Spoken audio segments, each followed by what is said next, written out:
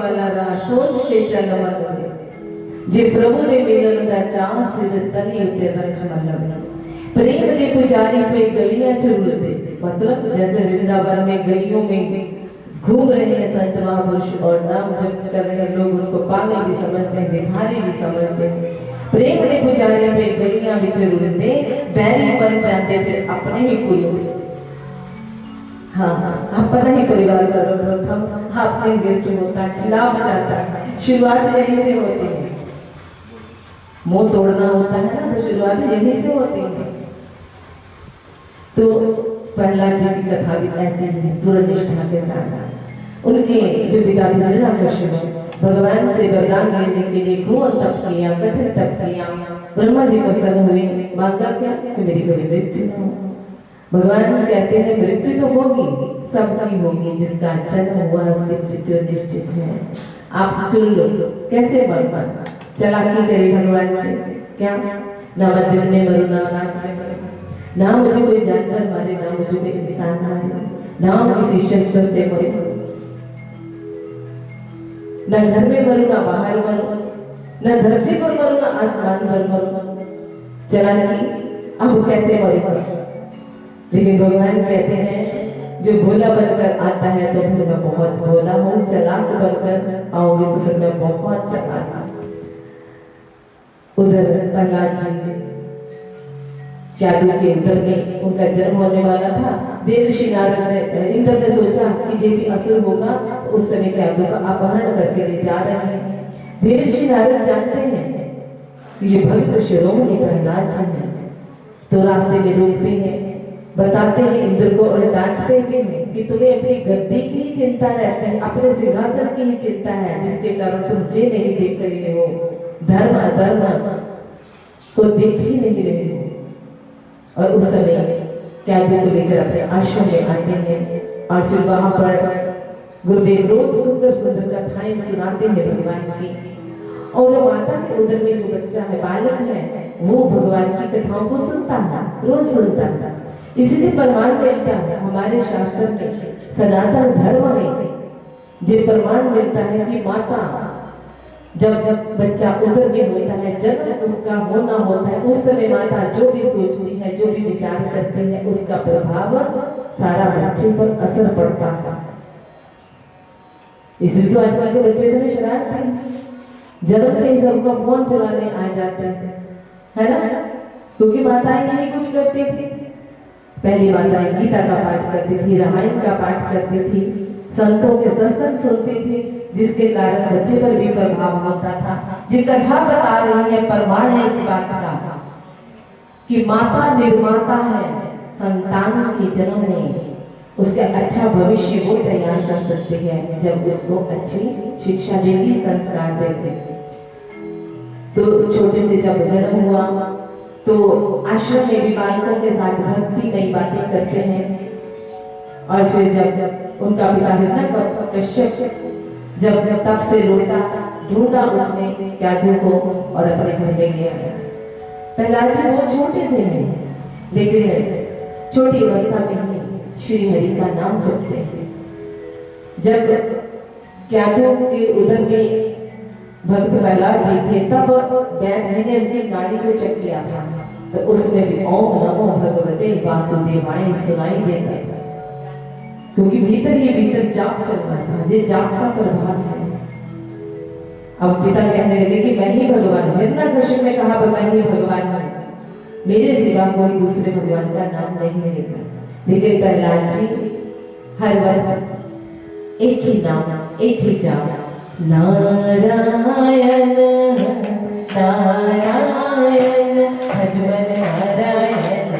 नारायण नारायण सारे नारायण नारायण भजन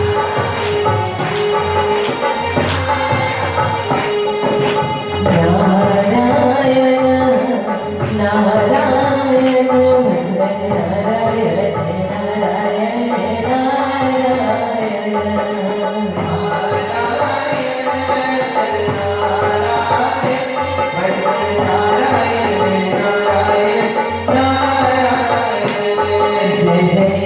राधे श्याम। ऐसा जाप करते हैं। पिता को जब पता चला तो बस शुरू हो गई अब भक्ति की परीक्षा। अब इम्तिहान से गुजरना पड़ेगा। भूखे रखा गया, बंद कर दिया उनको जेल में, लेकिन वो फिर भी नारायण नारायण का जाप कर रहे हैं। तो लक्ष्मी जी आकर चुपके से, छोटा बालक है ना, जाप करता है तो भोजन करा जाता है। एक दिन देखा फिर भी जीवित है और प्रहलाद जी को ऊंचे पहाड़ से नीचे गिरा दिया।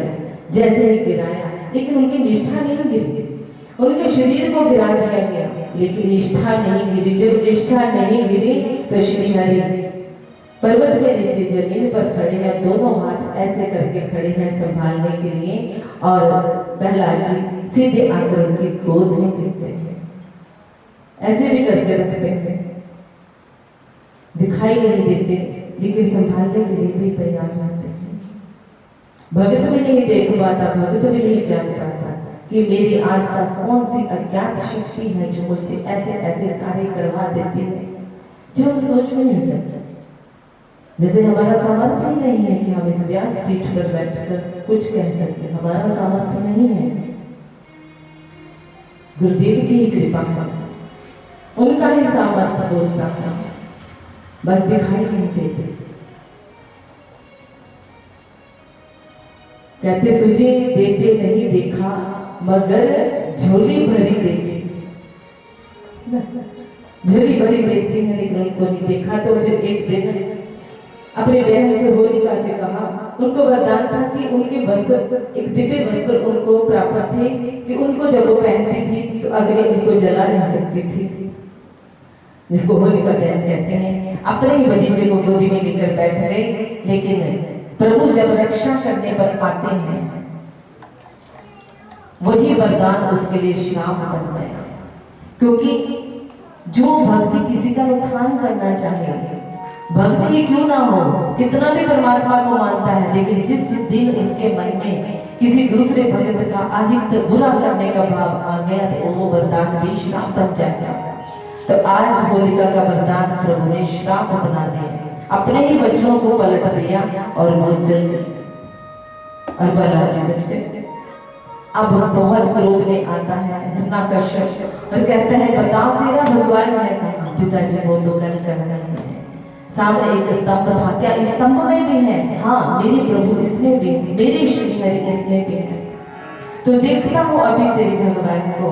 प्रहार किया गदा से स्तंभ पर, जैसे ही जोर से प्रहार किया उसी समय भगवान को अब क्रोध आ गया। तो भगवान ने उसी समय नरसिंह रूप धारण किया और खम्भ को फाड़कर बाहर आ गए। बोले नरसिंह भगवान जी। ऐसा रूप है प्रभु का कि देवता थर-थर कांपने लगे। धारा है प्रभु ने भक्तों की खातिर अवतार जियाला, नरसिंह का रूप निराला, नरसिंह का रूप निराला। धारा है प्रभु ने भक्तों की खातिर अवतार जियाला, नरसिंह का रूप निराला, नरसिंह का रूप निराला।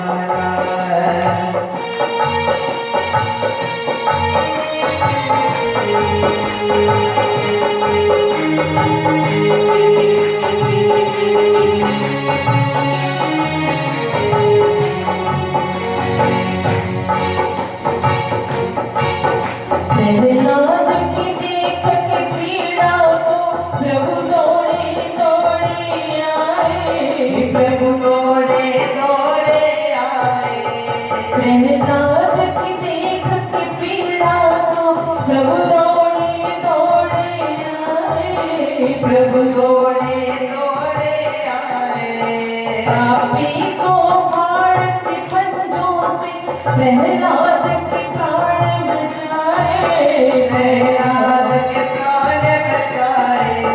अपने भक्तों का संकट में ये बनता है रखवाला, नरसिंह का रूप निराला, नरसिंह का रूप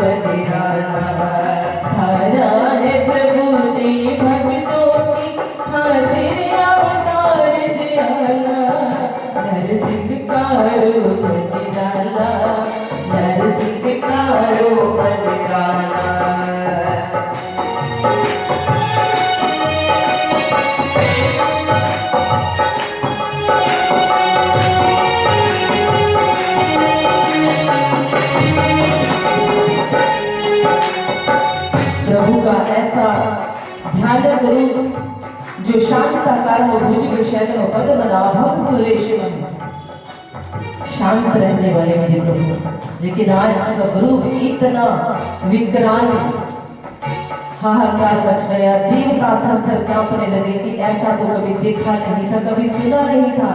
लेकिन आज अपने भक्त के लिए प्रभु ने ऐसा रूप धारण किया है। नरसिंह का रूप जो देखा तो सब सूर्य और नर घबराए, सब सूर्य और नर घबराए। नरसिंह का रूप जो देखा तो सब सूर्य और नर घबराए, सब सूर्य और नर घबराए। पर बालक छोटा देख प्रभु को मन ही मन हर्षाए, मन ही मन हर्षाए। नरसिंह के महाक्रोध को फिर प्रहलाद ने ही संभाला, नरसिंह का रूप निराला, नरसिंह का रूप निराला। धारा है प्रभु ने भक्तों की खातिर अवतार निराला, नरसिंह का रूप निराला, नरसिंह का रूप निराला, नरसिंह का रूप निराला, नरसिंह का रूप निराला। जय जय श्री राधे श्याम। प्रभु ने नरसिंह रूप धारण किया, महाक्रोध में आकर इतनी तेजी से आगे बढ़े, उस पापी को बालों से पकड़कर घसीटते हुए ले गए चौखट तक और उठाकर उसको अपनी जंघा पर रख ले। और इतने भयंकर नाखून प्रभु के, उस वक्त प्रभु ने गर्जना कर कि बताओ अब दिन है या रात, क्योंकि शाम का समय, वो समय ऐसा चुन लिया प्रभु ने, ना दिन ना रात, शाम का समय। ना धरती ना आकाश अपनी जंघा पर लिटा लिया। ना कोई नर है ना कोई पशु है, क्योंकि शरीर नर का है और प्रभु का मुख सिंह का लगा हुआ है।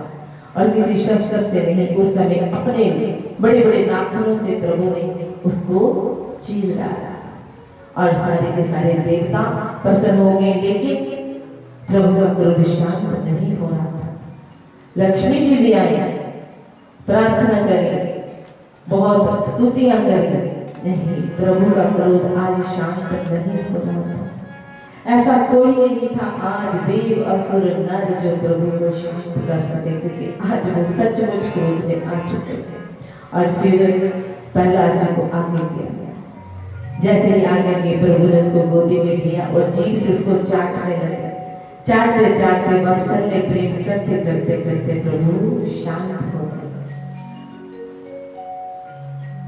इसलिए नम्रता, भक्ति, प्रेम, इसे प्रभु फजील चाहते हैं। तुझे कथा सुना रहे हैं गुरुदेव राजन, फिर प्रभु आते हैं, विश्वास करो,